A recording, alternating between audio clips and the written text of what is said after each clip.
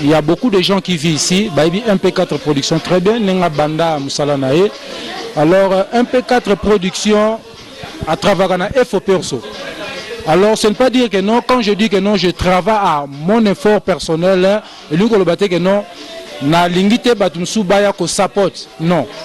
Au moni, et l'okonyon sous, dès le début, et bandara toujours, donc il a yomoro nanou.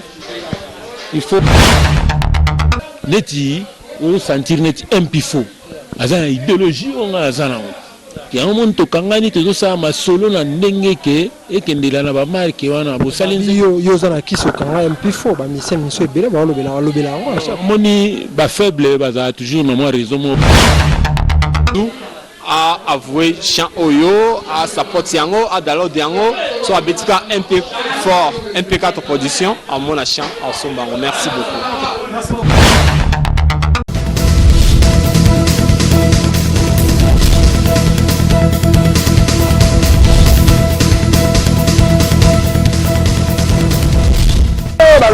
Abonnez-vous massivement. Kin Elengi TV, Yangonde Makam. Kin Elengi TV.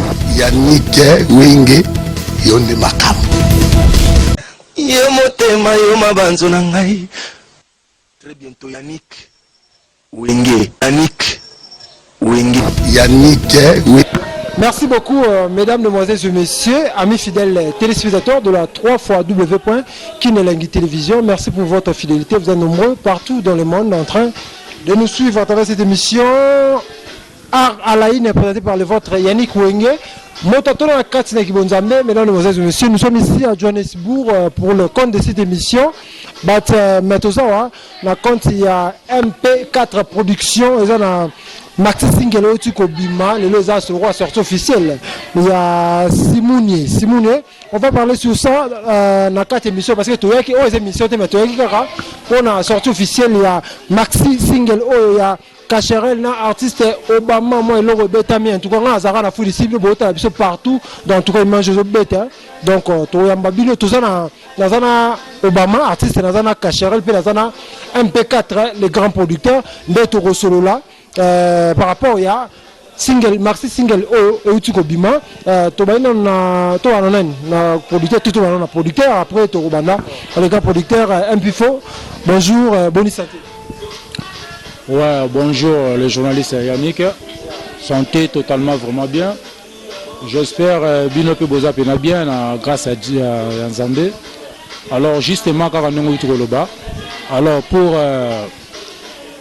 adressé au public et les amis des amis de MP4 Production au balingara vraiment misale à MP4 Production et puis au balingi pe artiste na bango. Alors justement pour nous Sabino na bandi bomoni clip nabino sortie officielle en eux, je crois ils ont qui lobby le 29 alors justement il aura adressé na mesara non bo s'adhérer toujours beau support artiste na bino bazali awa alors ngai na sali oza essentiel pour la ko sala pour na artiste na bino alors ethical siko que non bino ba soutien au bolinga ba artiste na bino boy ba ko support bango puisque non lobby kuna et permettre pe bango baza na efficacité moi force ya ko travailler pe lisusu un peu ça oza comme na koka ko lancer na bino moi muke yangwana.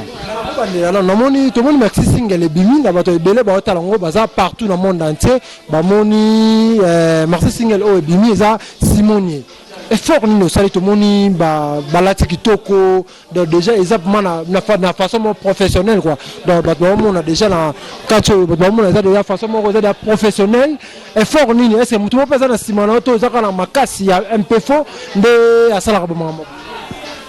Bon, Yannick le journaliste, non, c'est le mot, Moni MP4 Production et surtout à Djobourg, dans l'Afrique du Sud.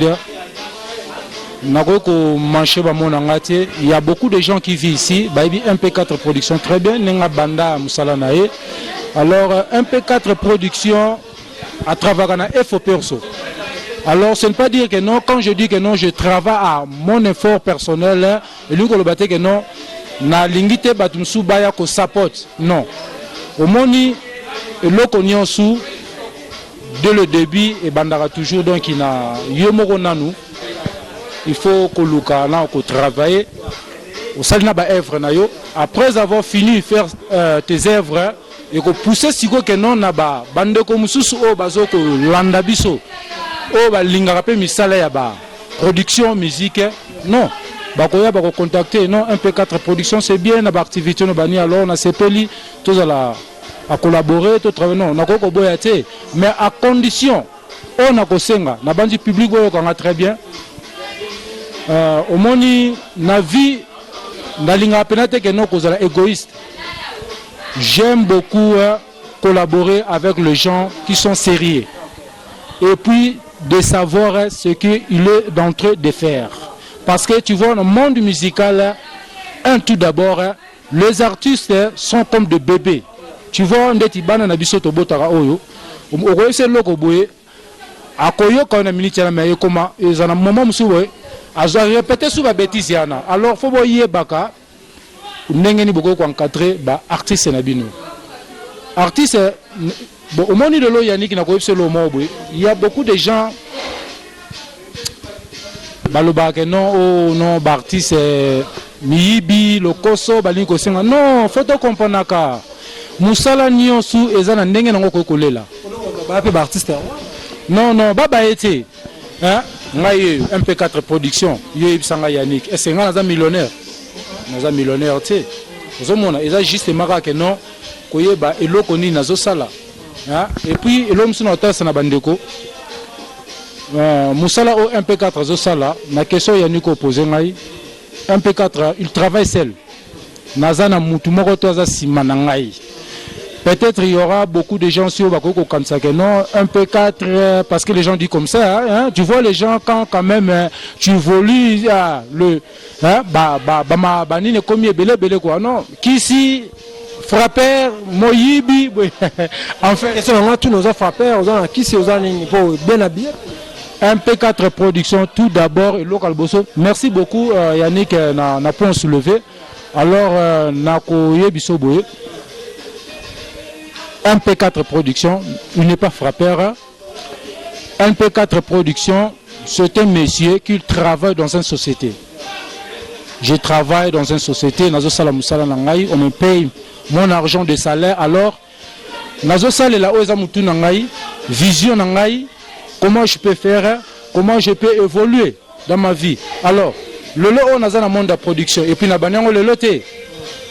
Nabandi production naba concert, je vis que non concert et ça permettre de pénater parce que tu vois quand on fait sortir l'argent on fait pas sortir l'argent pour gaspiller dans les néants non on fait sortir l'argent pour l'un des jours tu gagnes quelque chose comme bénéfice parce que on a des familles aussi tous en mboka mpaya et riva pe na moment où vandi peno ka pena coup de téléphone ah yaya grand frère oh ndeko mwana kasindeni bwakela ta moloro bwe siko yebsangai Ozana mboka moi tu fais des affaires au plus de 2 ou 3 ans banini ba mono tu fais des œuvres moi demain au koka ko supporter ba parents non eza bien té alors bande ko no web sabino boye MP4 production alande ko lamna mobali aza masa na bino aza loko aza pe camarade na bino nde nazoloba aza pe petit na bino aza pe ya na bino alors na osenga noka to lingana quoi bolongo la esprit na ya end un MP4 de production azana mututa za simanayo azoko pushier pour na non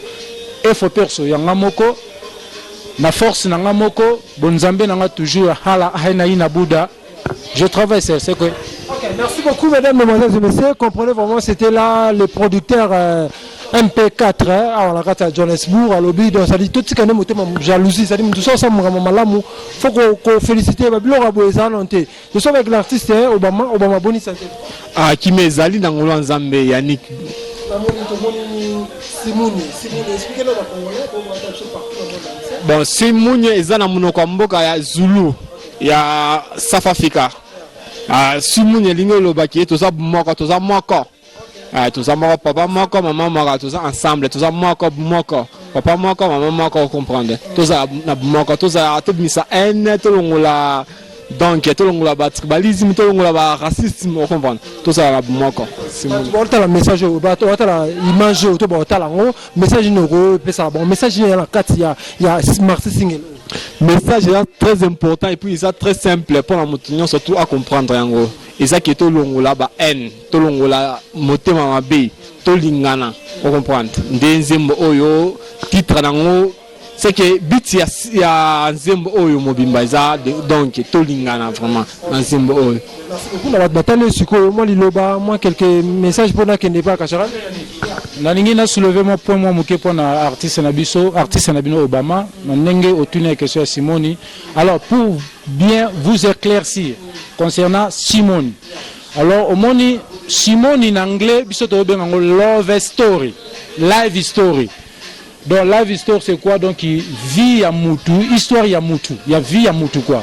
Bon, tellement on a travaillé avec vous voyez un peu les danseuses là qui étaient en train de danser. Alors, Bayembipe, Nde Baza Basid africain, il y a des Zoulous Nakati, Bakosa Baza, Nde Omoni Bango Basid africain, mi Balingi Mingi, Kolobam Noramboka na Bango, Ming anglais, Nde Omoni Babengango Simoni.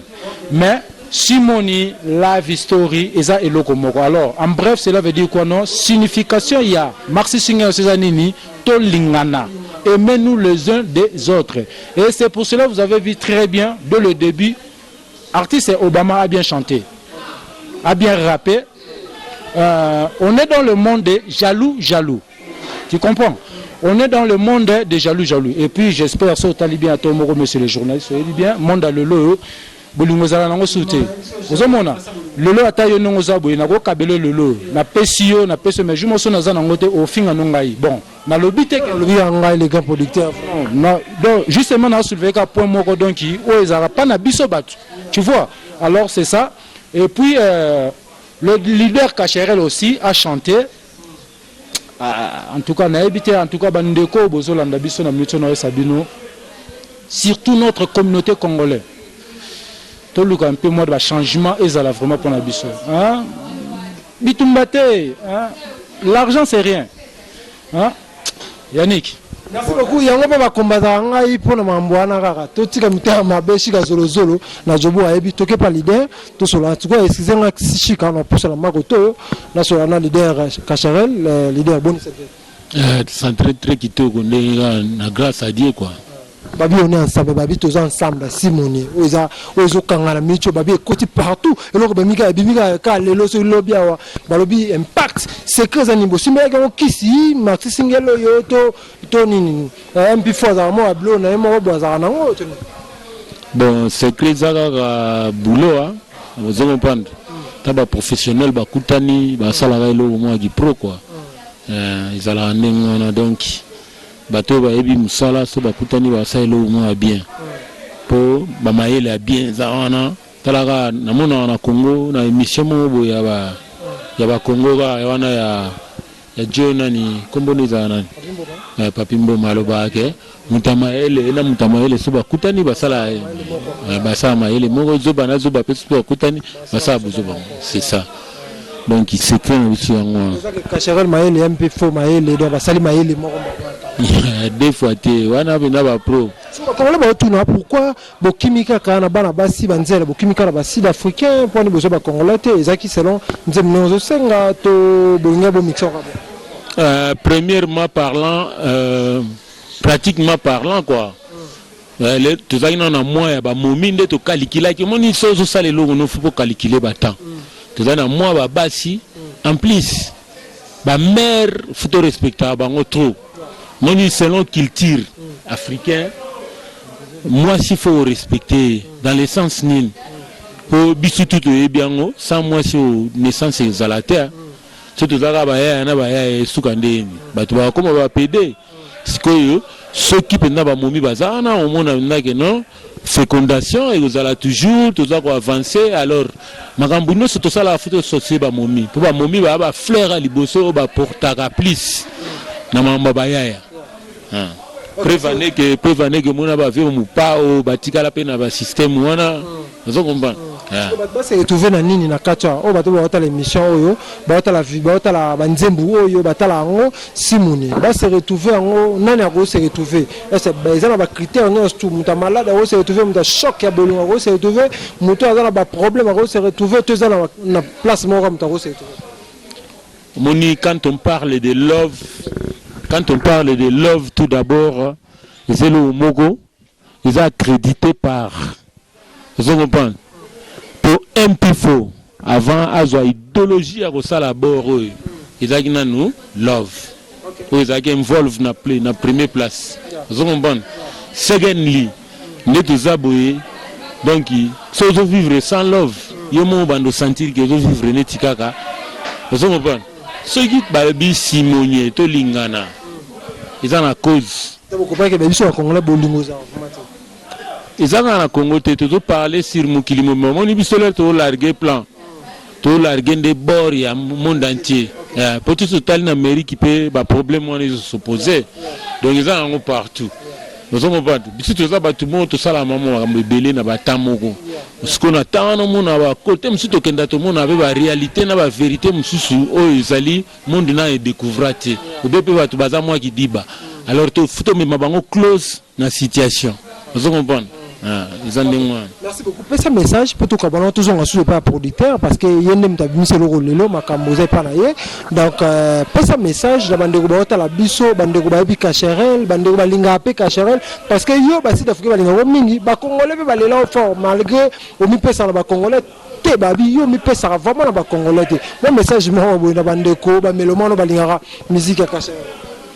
Bon, message na ko pesa ba tout concernant ndengolo beliwana ngana linga tous les mutunyo so zo comprendre ndenga bolingo benande nzamba créer monde que to lingana ka na linga mututu mais elo onde esala ka moi mabe ezake ba yo boire rabatu te o mbila rabatu te bisu to bet international photo lukalar zo comprendre pour le monde congolais tout monde peut ba te belé ba boire ba te belé mais ceux qui neti bois longtemps par exemple ayi na maison mère abanda boka ba te belé mais lelo alonga na maison mère est-ce que batu wana ba kipa ende banda kipe na maison mère ils ala souté zo momban bisus ko mael les a trop tout ala donc faut beta musique ils ali que nzembolo wala bamba par exemple boto zo neti o mano cry so bandu mo beta ngo sotu na bandu mo mano cry o mona moi elo mo créamia zo comprendre o mona nde batu ba okendela. Donc ils ont embouté que kaka obeta nzembo pona otanga ba mabanga ya batute wana za musique mo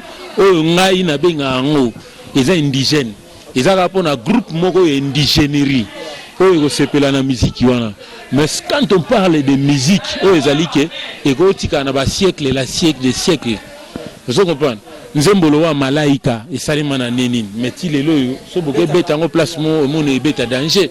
Même Mario, il y a Luambo et Beta partout. Boto Zouaneti, African Jazz, Vieux Calais. Banze Moné, ils sont immortels. C'est quoi, musique, ils ont faire partie à Biloko. Biso étant que artiste, c'est surtout développer les lois. Il faut développer à niveau. Vous comprenez? Et puis développer à idéologie. Neti, ou sentir neti impifo. Azana idéologie, on a azana. Il y a un monde qui a ça ma solo na ndenge ke ekendela na ba marque wana bo salinzi yo zana kiso kanga MP4 ba mission ebele ba lobela moni ba faible ba toujours na moi raison mo ba pousser pour il y a une adage en anglais disent que show me a complainer I show you a failure. Show me a failure I show you a complainer.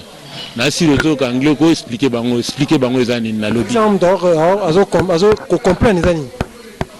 Ah, yo le bon. L'exemple d'or complain ngala la kiso. L'exemple mutu oyo azako se lamenter quoi. Ko lela ou bien siko na la kisayo donc et fait les azalo donc faible za mutu mo azana force ya ça marambuté. Vous comprenez? Au moins on va toujours avant de complaindre trop pas on a raison belé au lieu à raisonner à quoi avancer pour quoi avancer de 0 à 2 à 2 3 4 OK on a mis c'est moi ibsanga que yo za na kisi okanga MP4 na kisi te et là mamba kisité et là mamba ya savoir faire vous comprenez MP4 aza mutu moko azali producteur un producteur à Lukani aluka produit na mukuse to loba na mukuse aluka produit donc ce qui a coûté un produit à mon atomekana marketing so monique simbi yazo luka yaza producteur yaza jeune producteur po na jobura wa bato balia balar na bandenga ba marque tout ya ba gauche droite ya ba likolo na se bani banini mais na ndenge ya ngambo ya sala idéologie ya sala mingi ba sala yango ti sikoyo mutazo sala idéologie ndenge wana futo appuyer so comprendre sikoyo ezateke biso sala mamna lo ngete poto za bato mo so tala ngai au moins non batebele bakama ba responsabilité na zala nango ou bien ndenge ya raisonnement na ngai ti au moins même batebele baloba wazala fierté surtout il a un mot ezali na zo mona oké ezama mba solo te ponga na musicien ya solo na professionnel na zo déclarer vis-à-vis na média vous comprenez na professionnel so na moni mambuno ezabena ki professionnalisme ti na ko s'engager na ngote pour ça me portera rien to comme na point moko boye yemo sentir que peut-être au ko salarié pour na sina traiter déjà na batu mususu baza ba niveau kutu surtout le balar baza balar à danger mais on sentir que muto beaucoup na point moko boye azo belo nini ya ko sala no sala te donc au sentir toujours travailler ndenge na bon to travailler na minute to travailler na MP4 MP4 eza maison ya production il y a danger na Afrique du Sud na minute pour moi moya zo sala ngai ne na zaboye omoni clip wana show me the love et tout ça na Sony na ebi pe ba muté to koma tito komi na ba o drop na mona pe ba ventir mais MP4 comme on était une forme pour former la bêta jour on a été formé fallait tout ça dans une vidéo mais to komi na ba tampo na rola kisoko ba bilo au moins mik na rola sa bino ba bilo au moins mike que il y a zo sala trop les kakutu ba grand compagnie auto ebi na ba mboko que avec compagnie à combo za mamba danser vous comprenez alors somme ka zo ça na niveau mobo ya qui professionnel quoi. Bonne dédicace à tout le monde, vraiment Babizé Belé, Charlène Chacha du gouvernement, le vieux Viali, hein, on a d'agi vieux de le Congo, et puis sans oublier mon vieux Gigi, le vieux Gigi, et sans oublier aussi vieux Nangaï si je me trompe pas, na bossa encore combo lisusu venangai aïe. Ok, en fait, Batubaza pene belé et puis je salue aussi la famille Inke, bonne dédicace à vous et la famille Bamba là-bas au Congo. Vraiment qui m'y a toujours moi nazo sala musala, tous ceux qui ne toujours malam. En tout cas, merci. À la prochaine tout le monde. Bye, ciao. Okay, merci beaucoup. Ouais, nanikana pesa merci na ba fanatique au balinga junior Obama on a ba support bo support bo avouer chana biso Eva na biso ya liboso na bokwa si MP4 production Eva na biso yango bo avouer yango bo support yango bo support junior Obama bo support MP4 production bo support mon Bida Kacharel donc bo support chana bino yango junior Obama ba bete bino bon ya sika merci nazama kambo ebele alobati I love you na lingi mutinyo surtout a avouer chant oyo a support yango a download yango so abetika MP4 production en mon chant en sombango merci beaucoup.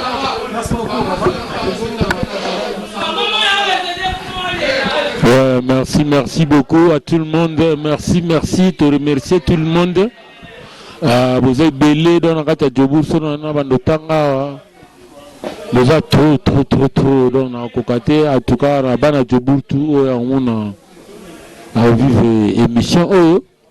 Na me remercier bino trop, na remercier bino après tout ça na bino de vous avoir encouragé biso tout ça là nous c'est tout ça là donc ils ont la force na biso moti c'est na force na biso wana nyazala ilo mo boya mesiki les hommes mais dans la force na cité dans la force na bino pe contribution na bino de tout ça na bino yango tout ça là que tout ça na ba position tout ça ngo tout raisonnement tout raisonnaka tout ça la bino ba musique tout ça là peut-être maxa toujours le coup ya mboka pe le coup ya Johannesburg ba congolais tout ça là ba mona tout ça wana tege pona ba désordre au poto na bani ndenge salaka mais tout ça on a peu artiste pe ya danger ba ali ba professionnel pour si tout ça danger pendati tout ça à moi professionnel ya ngone se peut c'est là que tout ça moi marqué wana donc tout ça là na no bu